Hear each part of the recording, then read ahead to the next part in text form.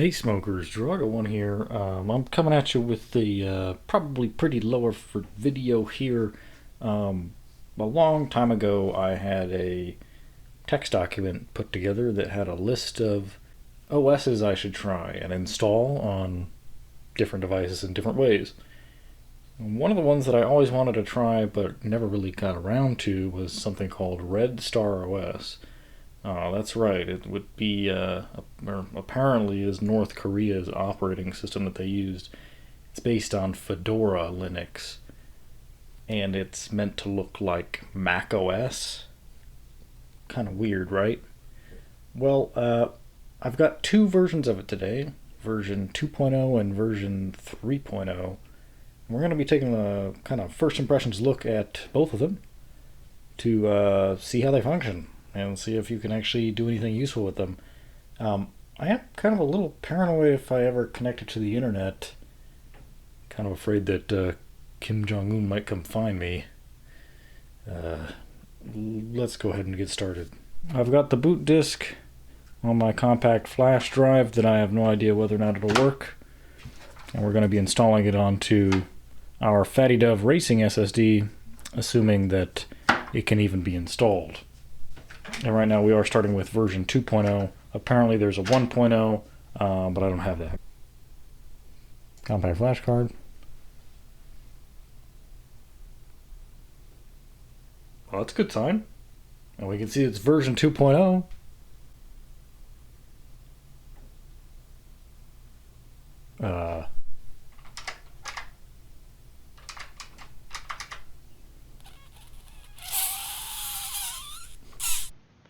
Hey, editing Ian here. This part I was actually recording with Google Translate on my phone. And here we have me basically going to each of the installation options, one being hard disk, the other being CD-ROM, and network, or what looks like network as a source. And each time I do it, it does see those two partitions there that are on the drive, or at least the ones it can see. It wants to get those as what I assume would be a source of the driver data. Here's the manual driver selection that you might almost see in Windows there.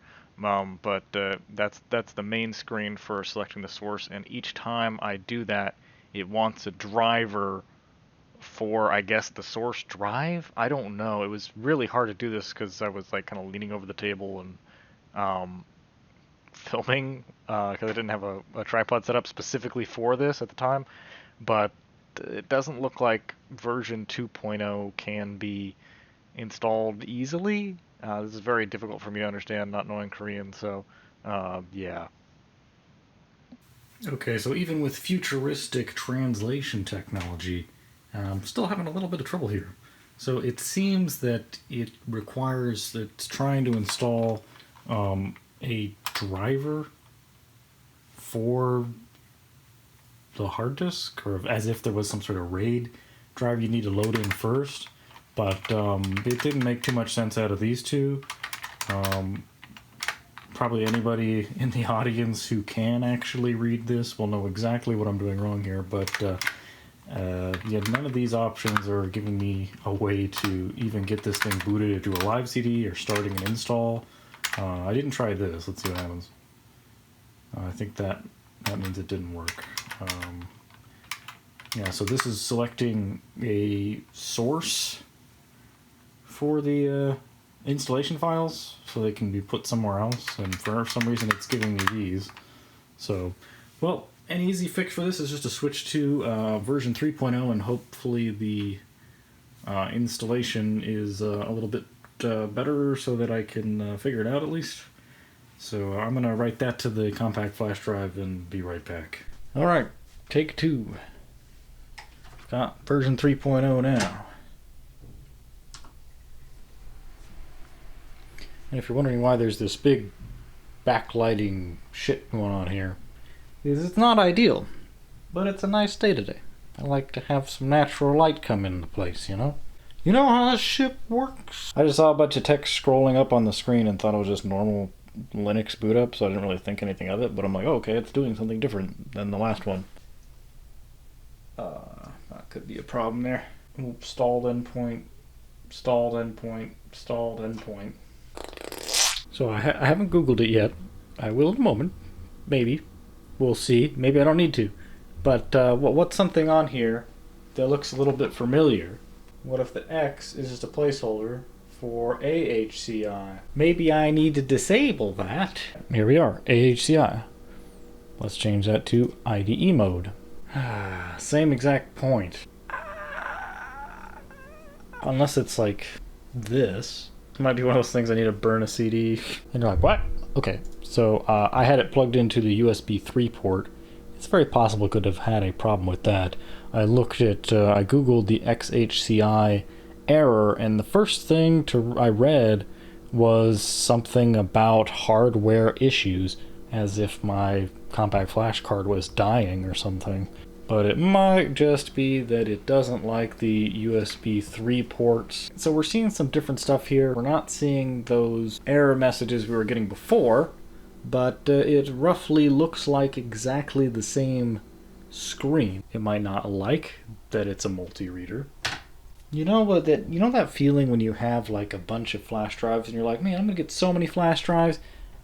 You'll always be able to just grab another one and then I'll throw something on it, whatever. But it turns out that like you put stuff on those flash drives and you don't want to delete it, but you don't want to transfer it off because it'll just make a mess on your main computer. So you leave it on the flash drive in a drawer for 3 years. You don't even know what's on it. You probably don't even need it, but you don't want to erase it because you think you might need it at some point. But again, you don't want to put it on your main computer because you don't want to clutter it up and you're already using a bunch of space. And it turns out there's a disk image file on that thing that's like 3 to 7 gigabytes. And if you drop it on your main computer, it might just push it over the edge if you're already close to the edge, and it might totally fill it up. Man, it not even fit on your 128 gig boot drive.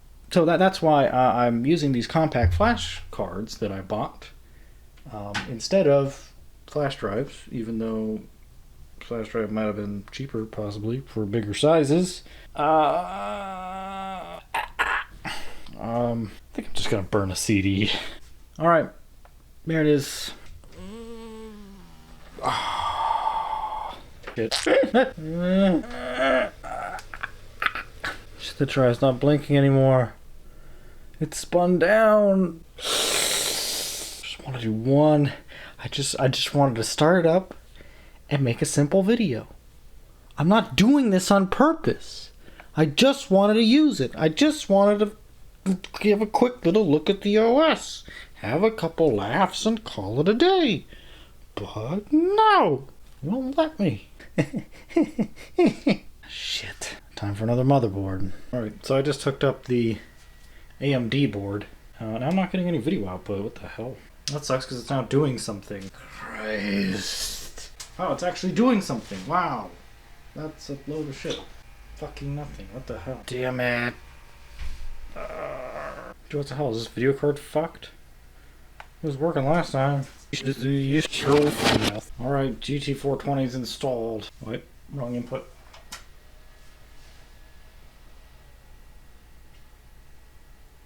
Dude, what the fuck?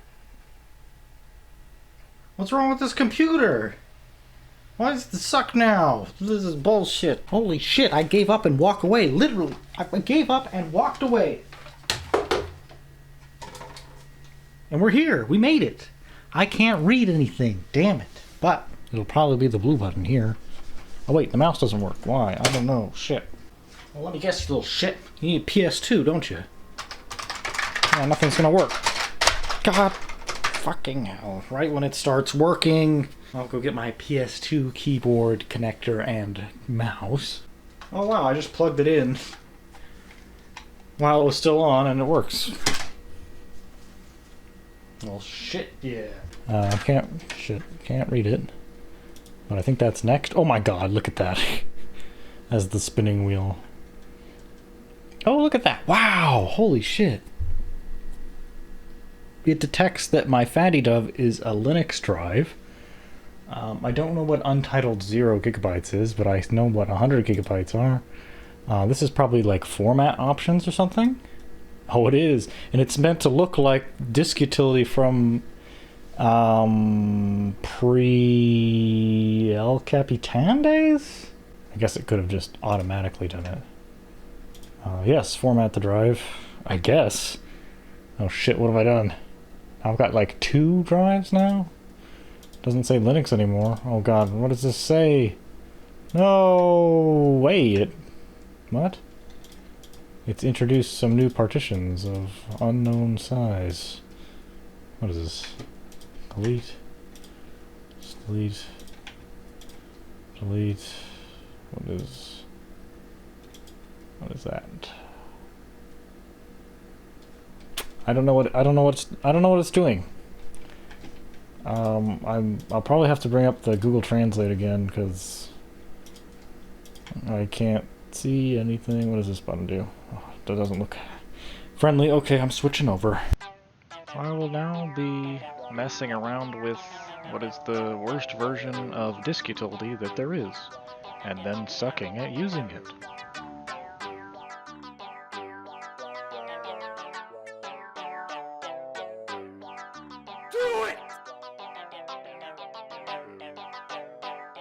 So apparently I fucked the partitions, or I need to like partition it right? What are these? I don't know what these are.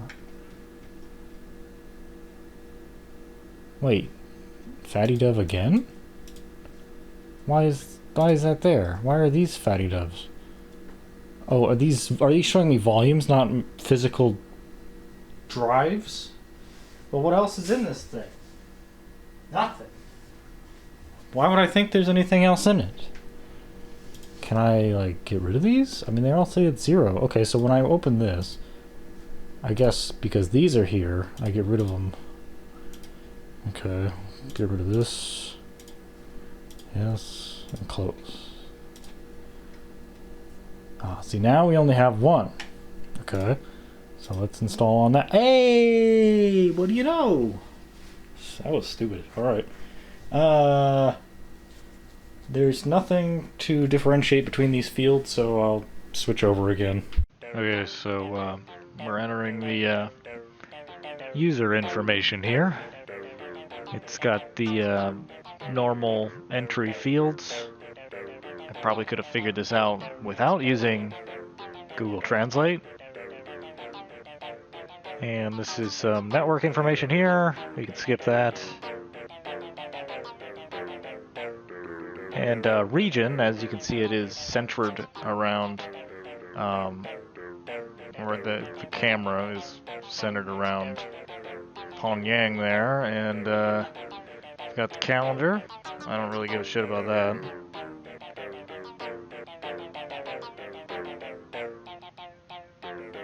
You know, this is actually, Google Translate is so seamless here, I almost didn't notice that it was still working until something like that happens. But now we actually have a very nice looking install screen here.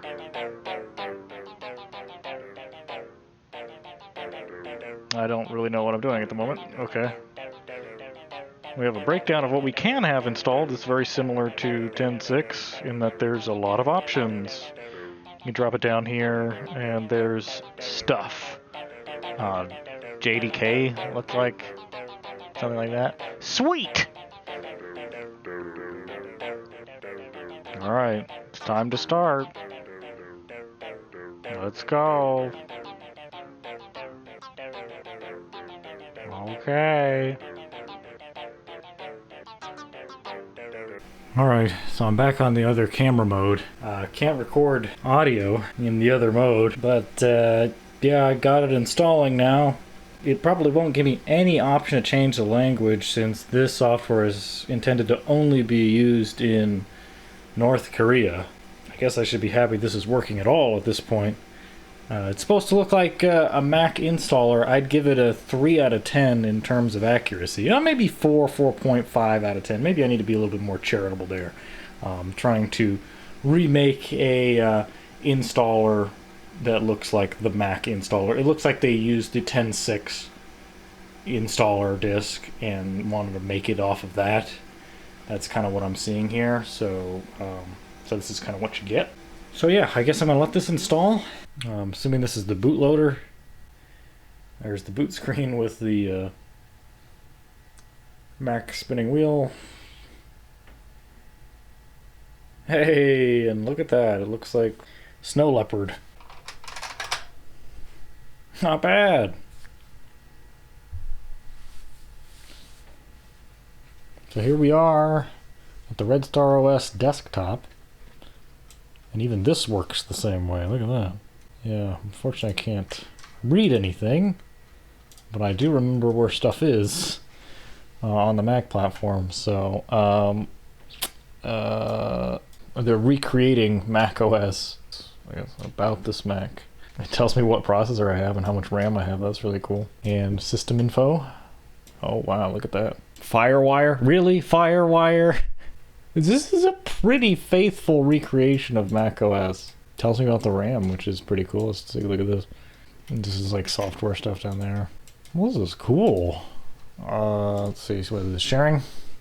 Yep.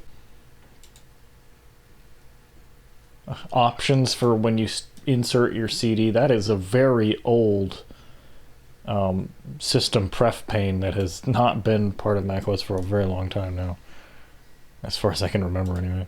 Mouse pointer speed. Sound is totally fucking grayed out. I can't click on anything. Their state approved web browser here. I don't know what that says. The default web URL starts with an IP address. That's a little scary there. This is the Finder, I guess. This is my home folder. This is the root of the drive. What is this? The applications folder? Looks like it. So that's applications. That's users. This is probably like systems. I can't see anything. That was open. What is that? Get info? Oh, that was show package contents. Okay. Wow. Get info? Aha! Man, it's so close to Mac OS. Wow. I can't believe they went through all of this effort to recreate it. Oh, I can turn the volume up here. Well, I can hear something. Holy shit, it makes noise. Apache, MySQL. Clock. I just don't know what else to do without taking it online. I'm kind of nervous to take it online because I feel like it's going to direct me to some sort of North Korean website and I'm going to get scared. Calculator. Okay. That works. Okay, well, let's find out what this like movie player thing is. Oh, it's QuickTime. Alright. Well, I can't say I'm surprised. iCal. See how close iCal is. Yep, that looks like iCal. See the contacts app. Yeah, pretty underwhelming, but you know. So it says PDF something. I'm assuming this is preview. And it doesn't show anything right now because it doesn't have anything open because that's how it works. Oh, well, that's interesting. If I have, I'll just open something. The option for quitting is Control Q instead of like Meta Key Q. It's just Control Q. Okay. Oh, Finder kind of restarted there. What is this? Is this system preferences? Okay, yeah. General. Should be general settings. Yeah, but not an arrangement I'm familiar with. Oh, international. This is where I want to be. Okay. Well, they don't have the US flag, but they have the British flag, so that'll work. I don't know what I'd be doing if I clicked this. Wow, I don't know if you can see that. And I guess this might happen on just because I'm such American-centric. But if you look at, this is the international app, but the globe is centered around the location of North Korea. And I guess that's true on this globe over here, too. Yeah, this might be just a common thing for in different countries where they make their globes show a different region that shows where they are located. And, you know, me being very American-centric is like, oh, yeah, well, you gotta show North America on the front of this. It's like, no, people live in different places. But, like, something went off in the back of my head saying, like, oh, no. They're trying to say they're the center of the world. Oh, no. I'm not trying to make any geopolitical statements here, but I think that's kind of interesting. Okay, we have desktop and screensaver. We have a different desktop we can choose here. Oh, are some of these ripped off from Apple? Let's see. Oh, it's kind of slow to load them. Oh, my lord. And this is on an SSD. Maybe they're just super high resolution? I don't know. Ooh. No, this is not the one ripped off from Apple. In fact, this one, I like this one better. It's really shitting itself, oh my god. I'm surprised I'm not seeing more like state symbols or party symbols for default desktop backgrounds. This is the closest we get. I think. Clicking on each one of these takes a very long time for it to load. They're just sort of like nature fluff. I was expecting Kim Il-sung on horseback or something. I mean, this could be, I'm not quite sure about the biomes or topography of North Korea, but are these from there? I don't know. I've never been there. Wait a minute. It's the same picture, but without the kite? Hold on. Wait, hold on. Oh god, why is it taking so long? Oh god. Okay, so I close this. I close this. Spend the next 5 minutes doing this. Okay, so there's this picture with the flowers and the sky. I'm assuming that this is like photoshopped. Yeah, it does look very photoshopped there. And this is just another image because we switched to this one. Keep an eye on like this flower here. Or, oh, okay, so it's just a different sky, I guess. And this sky has that. So that's the desktop. This is documents. Not anything in there. Public. Does public have the Dropbox? It does. Wow, okay. Does this have an iMovie library? No. The downloads folder, does this have how to use downloads PDF? No, okay. iTunes library? Nope. Not that there is iTunes on this. So, I mean, that begs the question, does this thing run... Can this thing run Mac binaries? I really doubt it. This has got to be, you'd have to compile it for this. You just have to. Oh, that reminds me. If this is the applications folder, then that means there's a utilities folder, which means there's a terminal, right? What is this, keychain access? What is it, a sword? Oh, this is activity monitor. Let's take a look at that. Again, it looks like the old school activity monitor. Sort by CPU usage. I guess X is the X window system, proving that it's that it is in fact. Whoa, what the hell? Is in fact just Linux. But we already knew that. But you know, so it definitely won't be able to run Mac binaries. But you know. A man can dream, you know, memory?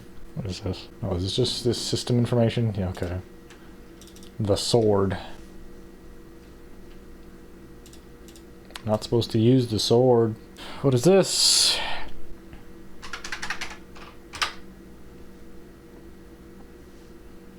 I don't know what this is. Looks like event viewer from Windows or something. Or no, it's console. It's console. Yeah, that's probably what that is. Actual keychain access. What is this? Disk usage or something? Oh, it's disk utility, duh.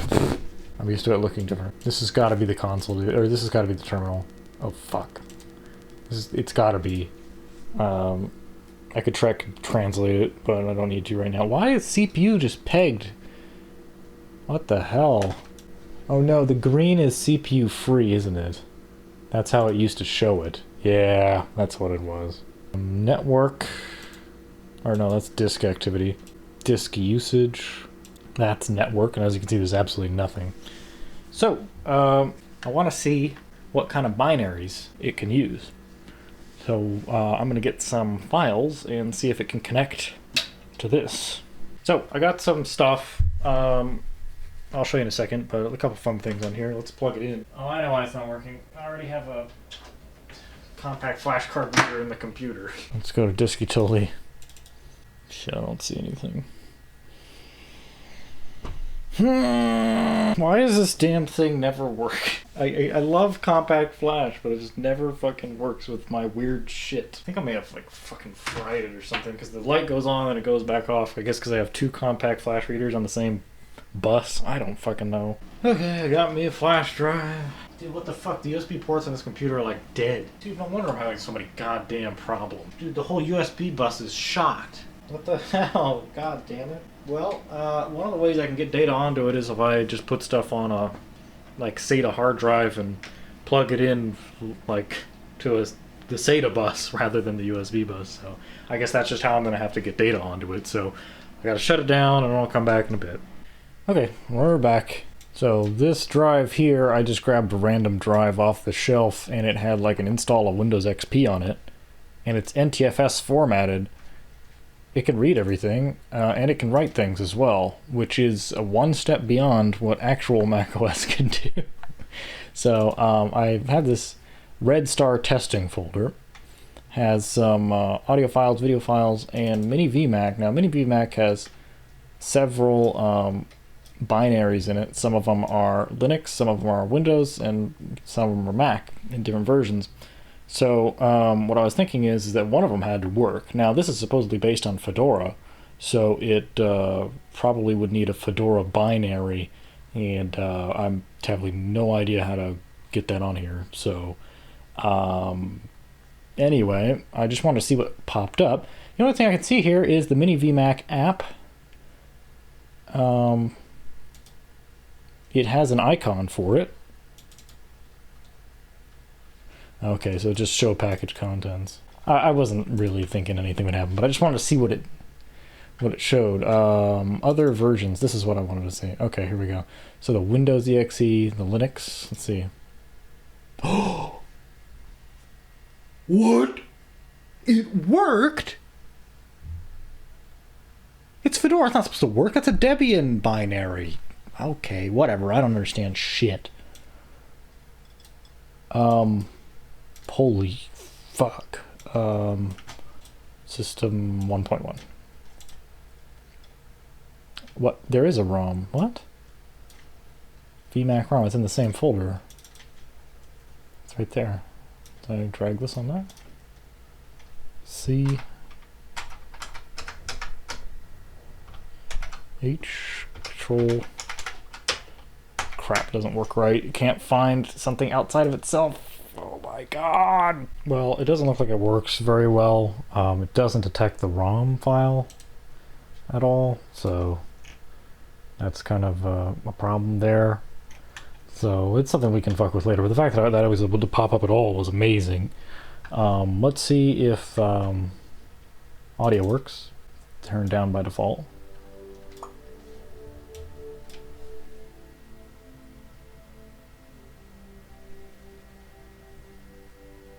Yep. So that's a WAV file. How about an MP3?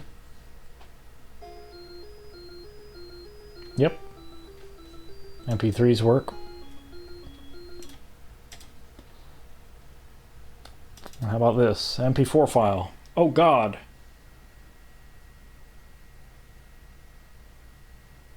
Holy shit.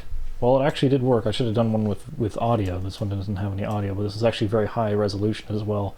And it still handled it, which is cool. Well, this is just modern Linux with a coat of paint, really. I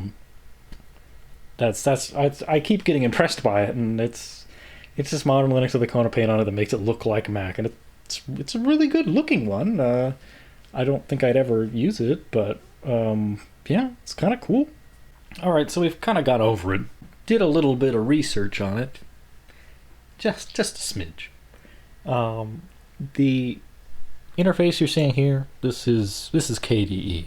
It's just one that looks like macOS. Very closely resembles it. Apparently the older versions of RedStar OS looked more like Windows XP. This one just looks like macOS 10.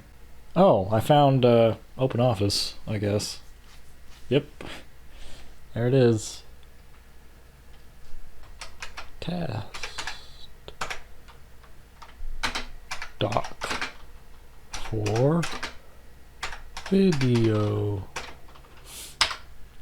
Let's go ahead and save that. What the hell? Did it crash? What the fuck? It crashed. I'm trying to save my document. God damn it, I just fucking hell.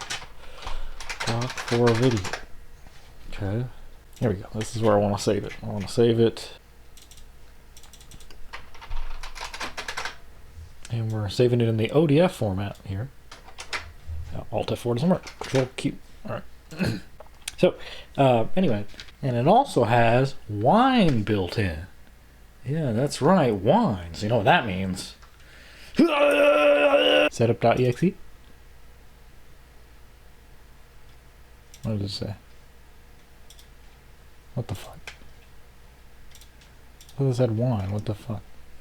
Well, if it is in there, it's not set up right or something. I've done wine and games and testing little bits of the operating system in countless videos. I don't need to do it a 40th time. But what makes this operating system especially interesting is what I'm about to tell you. If a user tries to disable security functions, the operating system often restarts itself in continuous loops or destroys itself. Yeah, that actually happens. Now, I have no idea how to get into the bowels of this OS to even begin to try that, but that sounds like really fucking cool. But in addition, a watermarking tool integrated into the system marks all media with the hard drive serial number, allowing the North Korean authorities to trace the spread of files. So that means that file I just saved to the RedStar testing directory here, and presumably these other media files I've put on here also now have been modified with what is essentially malware built into the system to add its hard drive serial number onto them, I guess. So what we're going to do is I'm going to take those files and I'm going to take a look at them in a hex editor to see if it has the hard disk serial number in them. I should probably also see if I can I want to see if there's just a straight up plain text editor. I think this is it. This is test text for the shit. A test text. .txt, okay. Plain text will be really easy to see in a hex editor, whether it has something amended onto it. See the built-in text editor here? If there was any part of the file that they didn't want you to see, they would just have it marked and ignored. So like maybe the first couple bytes or something of the file are reserved, and then it just looks for the next part. I have no idea. We'll see in a second. So that's going to be interesting. So let me close that out for now. So the system also has hidden quote-unquote antivirus software that is capable of removing censored files that are remotely stored by the North Korean Secret Service. So that means if you have some well-known media that they know about, and you have like an MP4, like they say there's an MP4 that's getting shuffled around on the underground in North Korea. If the Secret Service found that file, they put it on their blacklist on their servers, and then I guess it reports it or deletes it or something. Once it, like, if it finds it on your computer, it just gets rid of it. There's also a user group called administrator. Users do not have root access by default, but are able to elevate their privileges to root by running a built-in utility called root setting. I don't know where that is. However, provisions are made in kernel modules to deny even root users access to certain files, and extensive system integrity checks are done at boot time to ensure these files have not been modified. So they got some crazy backdoor shit in this. So if you fuck around and they take your computer, they can get to the real shit, man. You can't hide shit. And I'm sure their copy of disk utility, which is right here in this folder, I assume that it has no cryptography whatsoever. It has no way of making encrypted image files, and even if it does, there's a backdoor to it. It has to be. Because if so, I want to make an image. Oh, there's an image file? Okay, so size 40 meg. I don't know what this says. HF FAT32. Is that encrypted? I don't know. I don't know what those words are. But, test image. Yep, and it mounts a disk image, okay. It didn't ask me for a password or anything like that, so it's not an encrypted disk image. Okay, so that's pretty much all I can really show. I'm not fully knowledgeable about this whole OS. I could go in looking at every little thing in this, uncovering every little pebble to find out some crazy shit. But this is as far as I'm going to go for this today. Let's take a look at those files on another operating system. So we got our RedStar testing folder here. So let's take a look at our test text. So this test is, okay, so it didn't append it into that. Okay, so let's take a look at our hex editor. Okay, let's try this one. There's nothing in it, except for my text.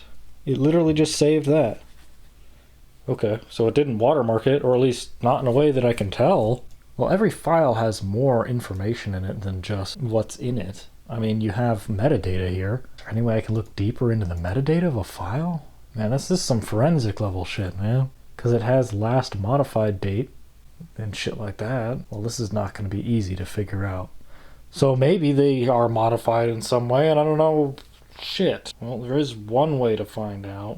We'd need a fresh drive, and then we'd need to open just an entire drive, like a freshly formatted drive, which I could just format this one, then open and just have the one file copied into it, and then look at it that way and see if we can see like the drive serial number. Maybe? What do you think? I don't know. Seems kind of weird. So first I'm going to go here, documents. I'm going to take all this crap, copy it. So we got it backed up. Then I'm going to format this with gparted. Good old gparted. As you can see, there's a weird partitioning scheme on this drive. It has 400 gigabytes of unallocated space, and that's because I had done a clone to this from a 60 gig SSD. I was cloning Windows XP onto it for some reason. So I'm just going to get rid of that shit. New. What do I want to make this? Something simple, right? Oh, FAT32. Okay. So now we've mounted that. Let's just drag the text document. Boom. Copy here. All right. And now we open the hex software. There we go. So now we're sudoed. Okay, let's open disk drive. There we go. Okie dokie, let's take a look here. So oh god, what is this garbage? Oh, you know what? I didn't zero the drive. So it probably has bullshit. God damn it. Well, let's see. Try to find the word shit. What the hell? Why can't I type the word shit? I can't type S or H. I can type DF, DF, D. What the fuck? Well, oh wait. It's hexadecimal. Damn it. Shit. Oh no, it's gonna search the whole drive. Oh, fuck. Okay, I got a new idea. It looks like it's all zeroed outside of that. So I'll close this. Open gparted again. Kill the partition. New partition. FAT32. But then only have it be, I don't know, like a gig. There we go. Put this here. Copy. Unmount. Hex editor. Devices. Disk drive. Western Digital. Partition 1. And it's much smaller. It has a bunch of crap though. Probably because the drive was not zeroed properly, but I can at least search for the word shit. And it can go through that one partition much faster now.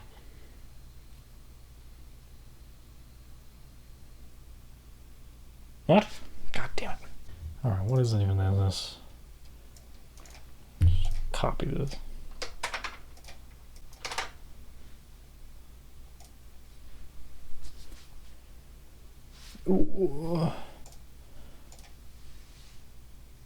Match case. Search backwards, wrap around. Find all. There we go. Found 2 matches. Stop. What? Just storage shit. Just give me shit. Okay, this is bullshit. Verbatim, match case, search backwards, wrap around, find. There it is. Okay. Oh, dude, I don't understand how computers work. It's just in a totally blank section, and it's just pure plain text. Okay, so apparently it said it found it in 2 different locations. And now that I've done that, I won't be able to find that again. How many undo steps do I have?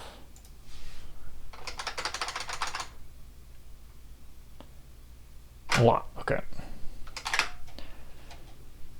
Find all. Okay, found 2 matches. Continue. Okay, so this is the first one, that's the second one, and both of them are in these big voids of nothing. I'm gonna have to zero the drive. Okay, so I finally found at least a little bit more of what I was trying to look for. What I did was I zeroed the drive, I reformatted it, made a 33 megabyte FAT32 partition, because you can't make it any smaller, apparently, with FAT32, whatever. I just wanted to make it easy to search through. So we have, up here is the file name, and some other information, which I'm assuming is encoded in some way, which I'm assuming also has like file creation date and some other attributes. Then this is properly parsed, some machine language kind of shit going on here, I don't know. But, and then we have the actual contents of the file. So the red area here is 512 bytes, so I guess that's how much the file system allocated to file attributes like the file name and stuff. Supposedly there would be more stuff here if there were more attributes to the file.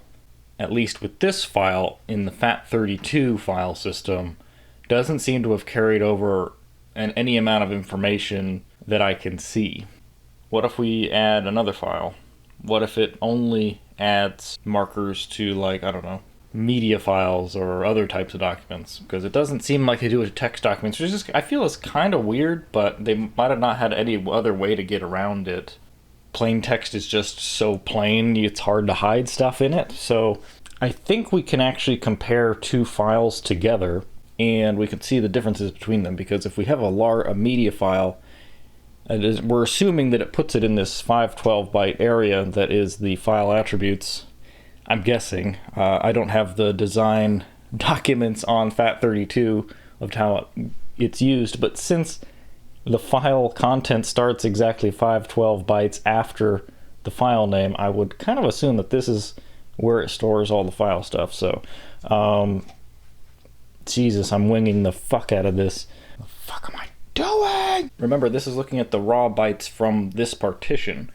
When we looked at the file itself earlier, it didn't give us these file attributes even though they're there, because I guess Lubuntu in this case only handed over the file contents to the hex editor and not the attributes, because that's just, I guess, how the file system works. But now we're actually seeing the raw data from the file system to see this. So I'm going to add some more files. Okay, so this is our drive here.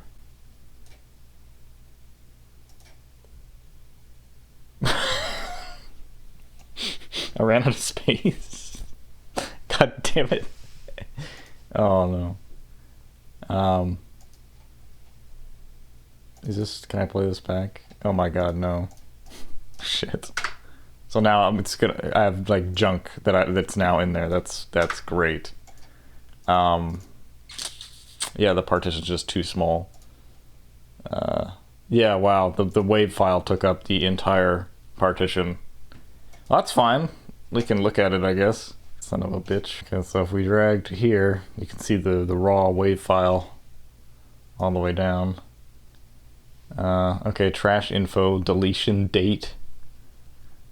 trash info, escape.mp3, deletion date. So these are the files that I deleted. I didn't know it would be so easy to see them. Escape.mp3. So these are the things that I deleted that are at the bottom of the disk there, or the partition. This is all the data of the WAV file. I guess we'll scroll the top of it. I don't know. Look at all this crap. Okay. Okay, so here's the first 512 bytes of the WAV file. I think. No, it's not. That's just a 512 block of file system goobers.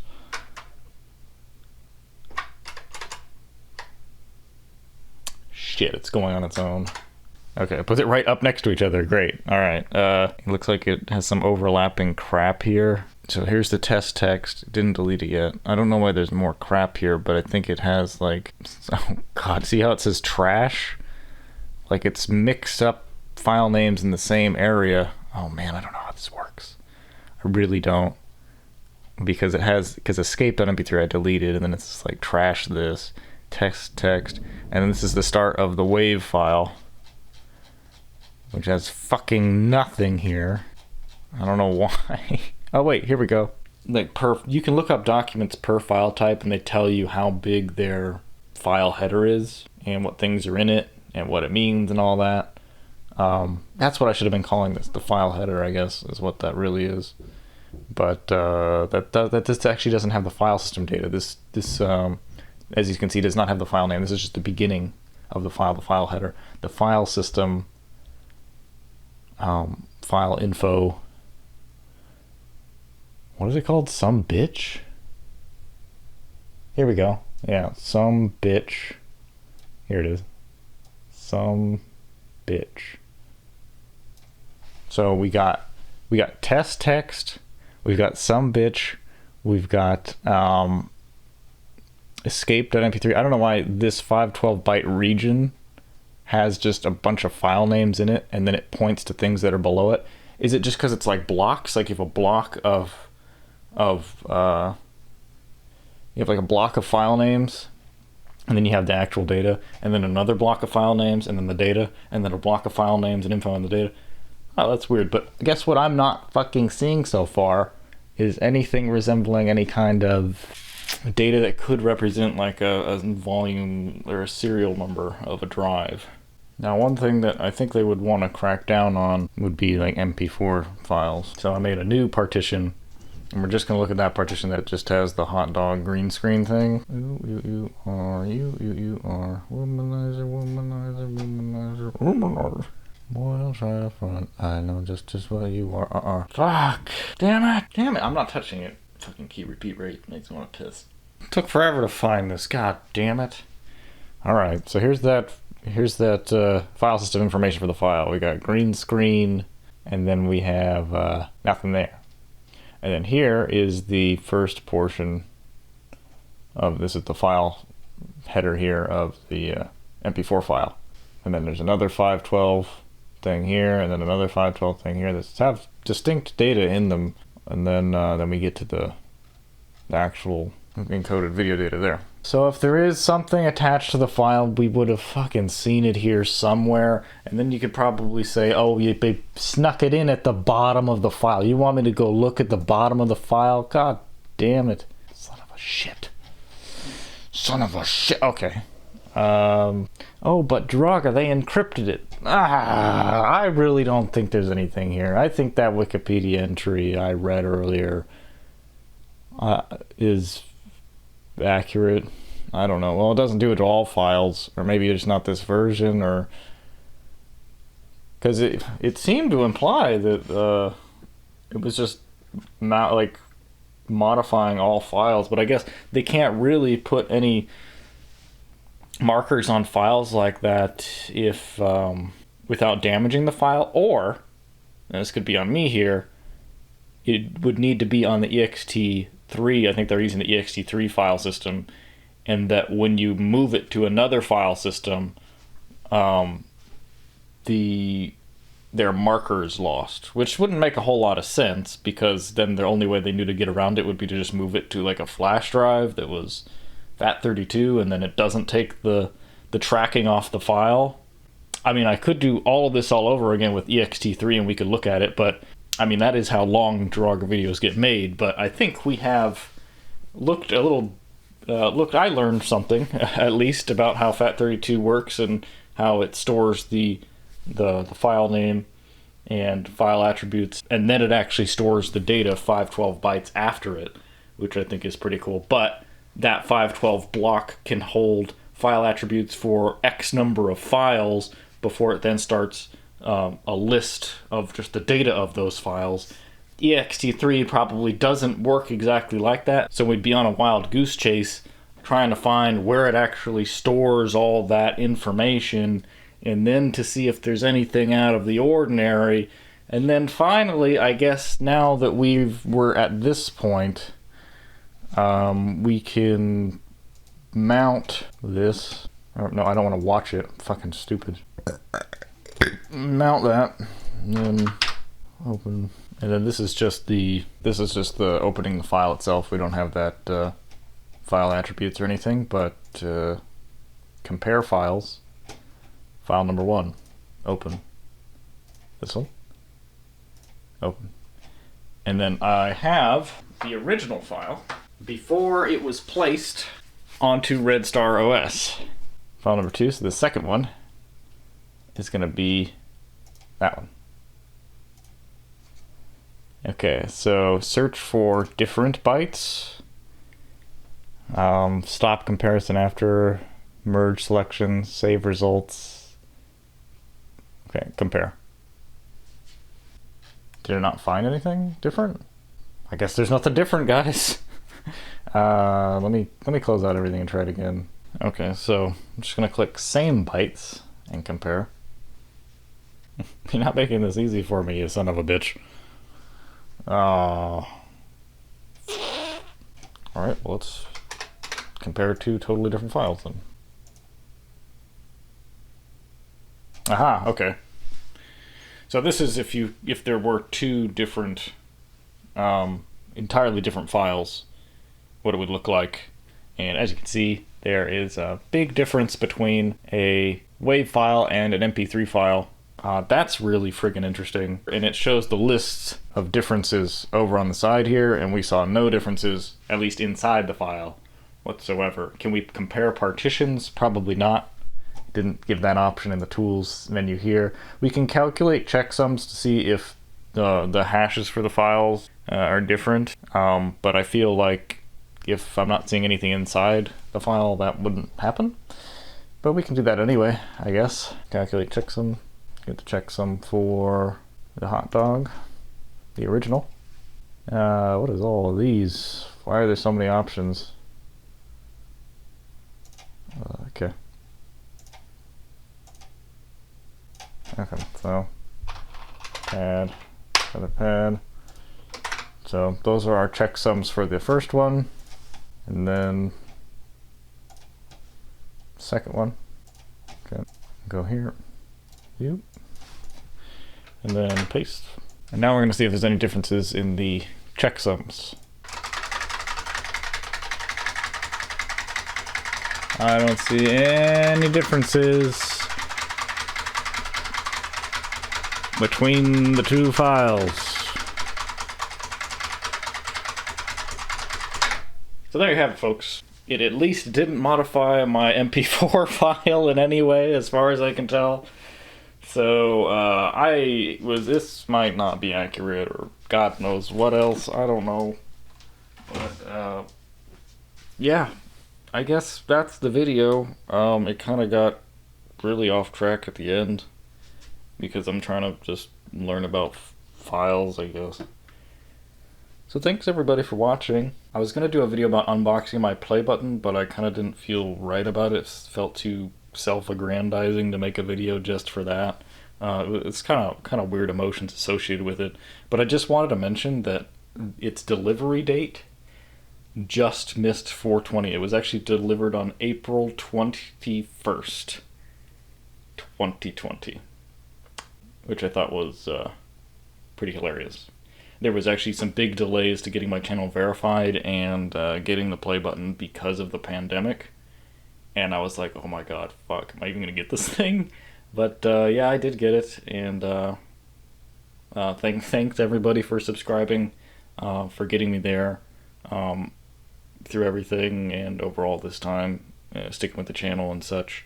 Everybody who's supported the channel through super chats, through donations, I really appreciate it. I haven't been able to properly thank everybody who has actually contributed to the channel over time. It's been a lot to keep track of, and because of my videos being so spread apart, especially lately, and like sporadic streams and stuff like that, I feel like there's been people out there that have been missed at some point. God, I'm hungry as hell. I probably shouldn't even be talking about this right now, but thanks everybody for everything. And I'm gonna keep trying to make more videos. So, see you later.